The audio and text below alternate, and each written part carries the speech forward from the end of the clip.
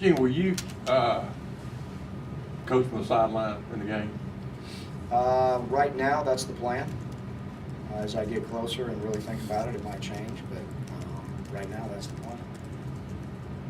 Will you, if you're on the sideline, doing the things the coordinator does, making adjustments, talking to players, will you do that, or will you stay focused on the offense when the offense is on the field? Well, it's going to be a little bit of both, and that's going to be the challenge, obviously, for me. And, even when I was a defensive coordinator for all those years, I never called the game from on the field. So that's going to be a little bit different for me. So obviously, I have to be involved in the total aspect of the game. When it comes to third downs, fourth downs, are we going to go for it? Are we not going to go for it?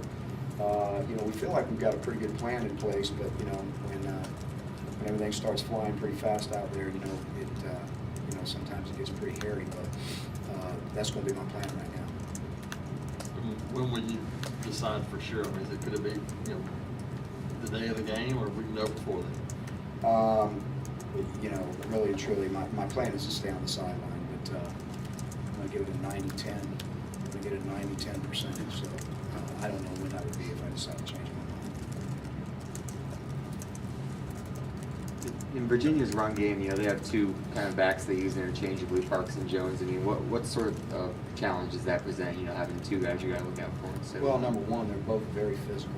They run the ball very physical. They got a great scheme. Their scheme is really a scheme that if you let it, it'll get you all over the place and discombobulated with where you're supposed to fit on the run and things of that nature. They've really done a great job with their run game. Those two guys both can carry the football. They're both physical.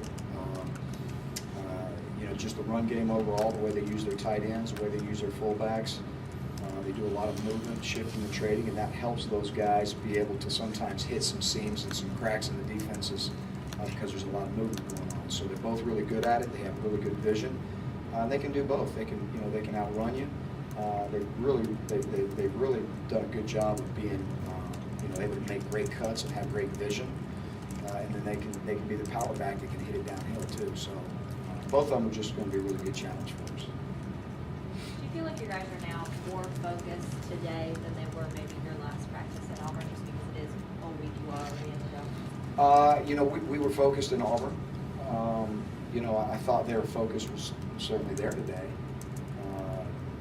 Comparing it, where we were 5 days ago and where we are now, I'm not sure that there's a big difference, but I'm just proud of the way they practiced today. Is it nice getting to be able to practice where you guys are going to actually play the game? I know last year you guys were off-site. This year, this is the place for it.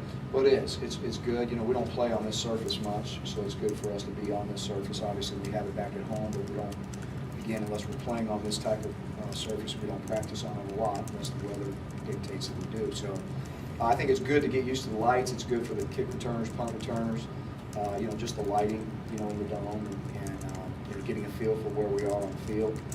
Today we practice defensively mostly on one field. Tomorrow we'll switch it so that we can get used to both halves of the field. Just getting familiar with the surroundings, I think, is a good thing. And so many freshmen that are going to play a role. How big is this too because of that? Just to kind of It's big. It's big. I looked around the room last night. We've got about 40 guys that have never done this before, so it's good for them to be here, on site.